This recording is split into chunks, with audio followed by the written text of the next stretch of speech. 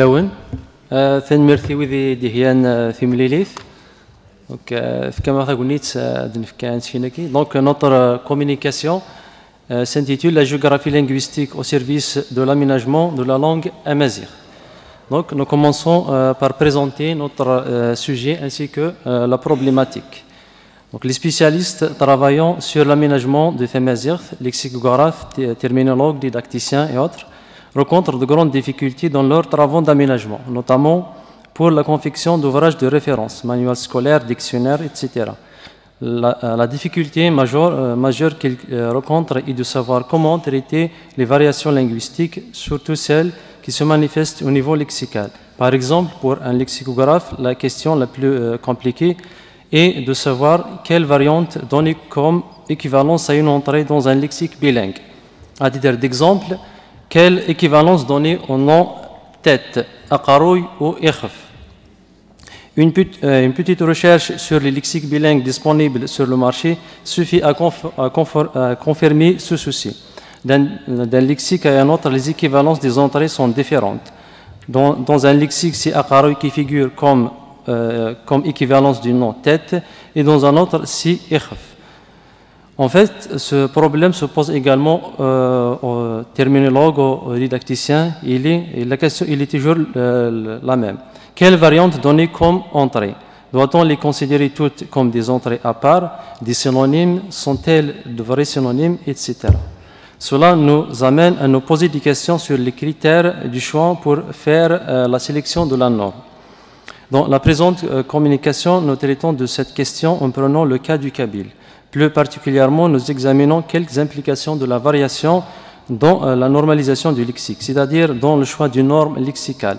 Nous essayons de clarifier certains aspects concernant la gestion de ce genre de variation dans la norme.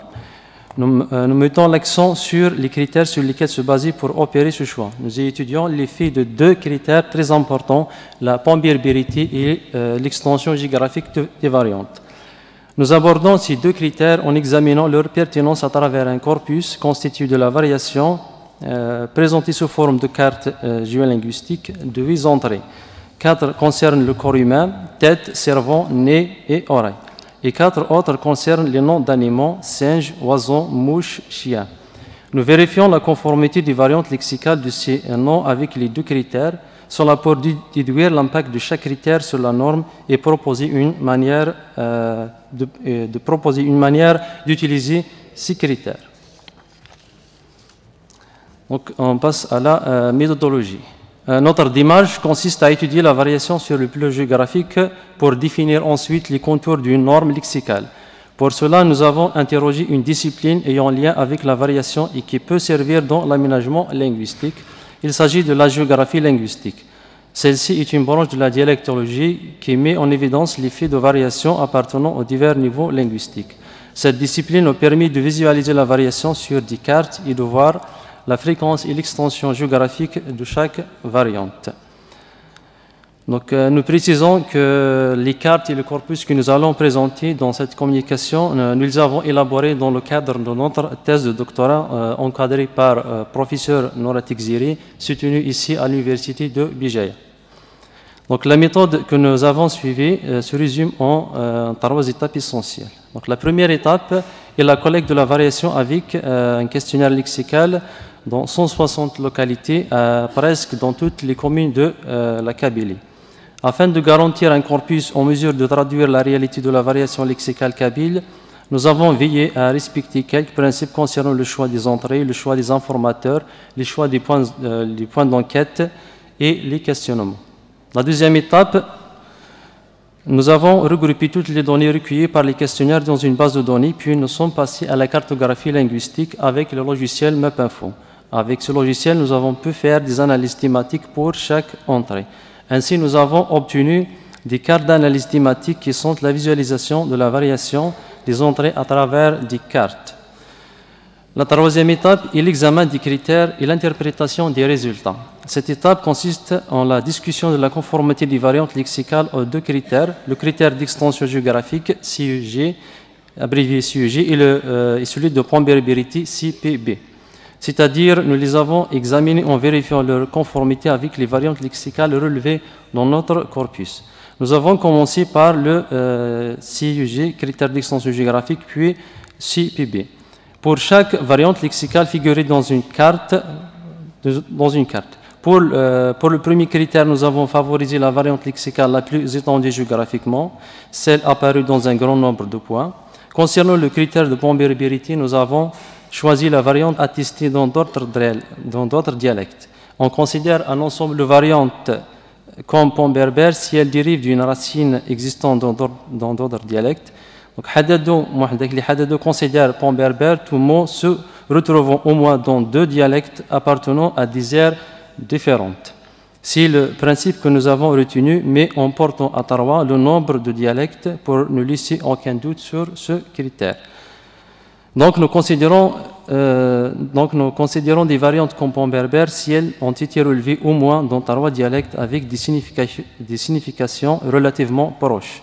Pour confirmer l'aspect pont berbère d'une variante, nous avons utilisé des dictionnaires et des lexiques de dialectes amazigh reconnus pour leur valeur et leur authenticité, comme le dictionnaire des racines berbères communes de Mouhdek Li Haddadou et le dictionnaire des racines berbères, forme attestée de Kamal Nait Zerret.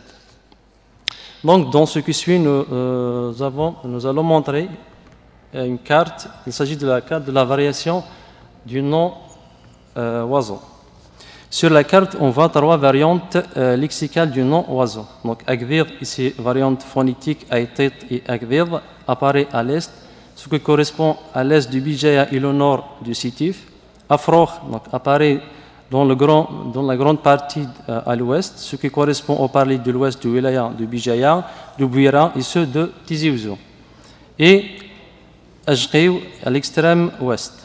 La variante Afroch apparaît dans 112 points avec un taux d'apparition de 70%. C'est la plus répandue, c'est-à-dire qu'elle répond aux critères d'extension géographique. Le nom Afroch est utilisé dans la plupart des parlers kabyles avec d'autres significations. Par exemple, il signifie coq à l'extrême est, oisillon à l'extrême ouest et poussin dans le reste de la Kabylie. Par contre, donc, cette variante n'a pas été relevée dans d'autres dialectes, ce qui l'exclut de la catégorie pont berbère.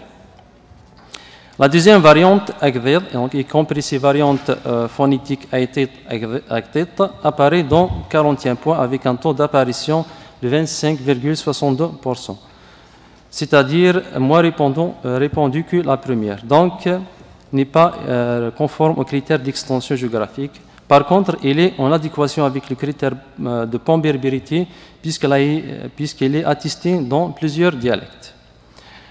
La troisième variante, Ajqiw, est moins répandue que les précédentes, figure en 12 points avec un taux d'apparition de 7,50%. Donc l'origine du nom Ajqiw est incertain, mais probablement il vient de l'onomatopée Ijiq, qui veut dire, selon Dalé, pousser des cris perçants. Ainsi, donc, elle ne répond ni aux critères d'extension géographique ni à celui de pondérabilité. Donc, je vous montre les cartes des autres entrées. Donc, c'est la carte de la variation du nom tête. Donc, on voit les variantes Akaroui en bleu et Ekhef en vert à l'extrême est. Voilà, et Ekerkour et aussi à l'extrême est. Celle-ci, c'est la carte de la variation du nom servant. Donc, on voit bien la variante Lemour qui est présente dans tous les points, donc symbolisée avec la couleur rouge. L'ar en bleu et Lemour,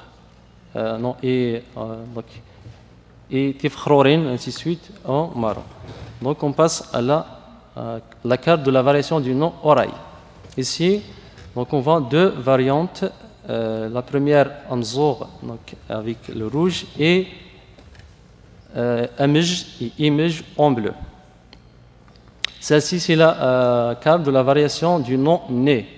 Donc Anzaren représenté en rouge, Akhnfouch en marron et Arnjour en vert. Voilà. La carte de la variation du nom Singe. Donc le vert à l'extrême est, Haloum, Yves King, donc avec le bleu, et Idou avec le rouge et le shadi avec la couleur marron à l'extrême ouest. La carte de la variation du nom chien. Donc, on voit Aqjoun en rouge avec ses variantes phonétiques, Aqjih, Aqjaoun, etc. Aivi en bleu. Voilà. Celle-ci, c'est la carte de la variation du nom mouche. C'est une carte typique. Donc, ce nom présente une seule variante, il s'agit du nom easy. Maintenant, on passe à quelques interprétations statistiques. Nous avons relevé 23 variantes lexicales pour les 8 entrées concernées, sans compter les variantes phonétiques et les variantes morphologiques. Parmi ces 23 variantes, 13 sont en conformité au moins avec l'un des deux critères, 15 le sont uniquement avec le critère d'extension géographique. Il s'agit des variantes Aqarrouy, le Moukh, Ivki, Afroh, Aqjoun. 5 autres uniquement avec le critère de pambirbérité. Il s'agit des variantes Ikhef, Allar, Iddo, Agdhid et Aivi. Et 3 avec les deux critères en même temps. Il s'agit des variantes Anzaren, Anzour et Izi. Au total, cela donne 8 variantes répondant aux critères d'extension géographique. Il s'agit des variantes Aqarrouy, le Moukh, Anzaren, Anzour, Ivki, Afroh, Aqjoun et Izi. Et 8 variantes répondant aux critères de pambirbérité, Ikhef, Allar, Anzaren, Iddo, Agdhid, Aivi, Izi. Et 9 variantes ne correspondent à aucun des deux critères. En fait, ce sont des variantes locales. La plupart sont des dérivées expressives apparaissant uniquement dans quelques points. Il s'agit des variantes Ekherkour pour tête, le Fkharat, Dghadar, le Khshkhash pour cerveau, Akhanfouch pour nez, Akhanfouch, Aranjour pour nez, Ahalloum pour singe, Ishadi, Ajqiw pour oiseau.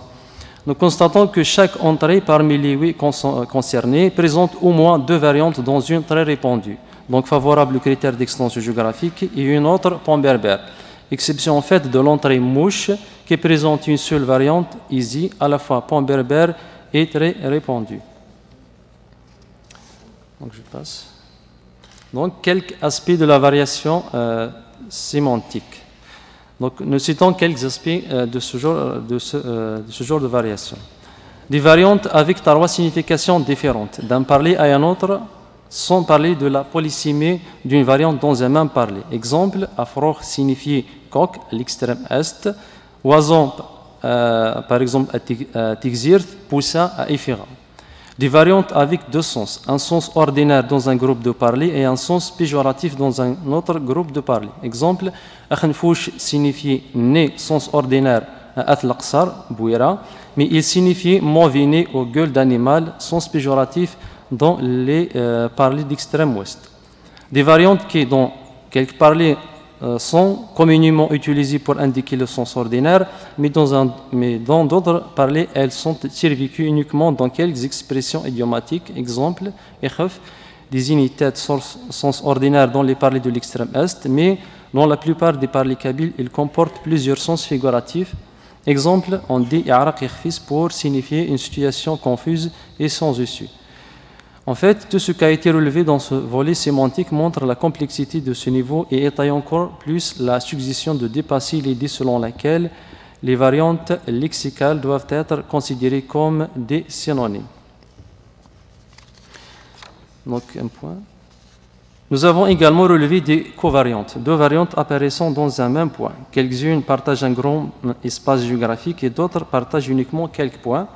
Cette dernière catégorie se manifeste plus souvent dans les zones de transition. Ce qui est remarquable dans ce phénomène est le fait qu'il y a dans la majorité des cas de covariante une variante pamberbère. Exemple, Allar, le Moukh, Anzaren, Akhanfouch, Aivi, Aqjoun, Iddo, Ivki. Donc, à notre avis, ce phénomène est l'une des manifestations les plus vivantes du processus de dialectalisation du kabyle. Donc, nous arrivons à la conclusion. Conclusion et en même temps des propositions. D'après ce qui a été relevé, nous proposons de prendre en considération les 2 critères dans les travaux de normalisation lexicale. Si on retient uniquement les variantes pont-berbères, disons Ikhf, Allah, Iddo, Agdir, Aydin, qui n'ont pas une grande extension géographique, et on laisse les variantes Taqarroui, Moukh, Ivki, Afrouk, Aqjoun, qui ne sont pas pont-berbères mais très répandues, on risque d'entraver l'intercompréhension, par conséquent nuire aux représentations que se font les usagers à propos de la norme. Ici, on se concentre uniquement sur l'extension géographique des variantes. On laisse à l'abandon des noms provenant des racines pont-berbères très utiles pour la revitalisation de la langue. Donc, nous proposons de sélectionner en premier lieu les variantes les plus étendues qui sont en même temps des noms pont-berbères. Donc, ce serait l'idéal.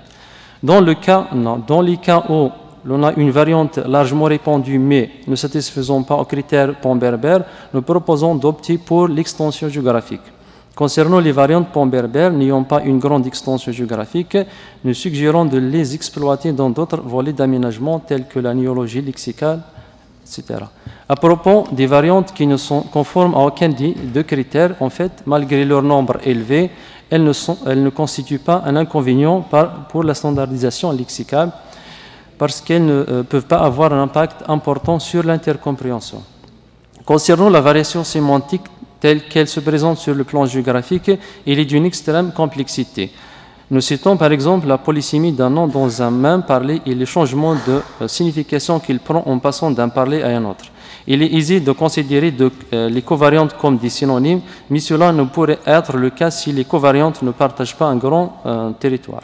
On ne peut par exemple considérer un zeren né comme synonyme de akhenfouch du fait que ce dernier désigne le sens péjoratif.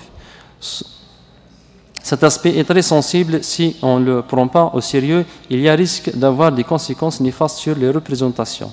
Cela nous fait toucher du doigt la nécessité d'accompagner les travaux de normalisation par des recherches sociolinguistiques afin de voir le reflet de la norme sur les attitudes. Lesquelles attitudes sont d'une importance capitale pour la réussite de tout projet d'aménagement linguistique.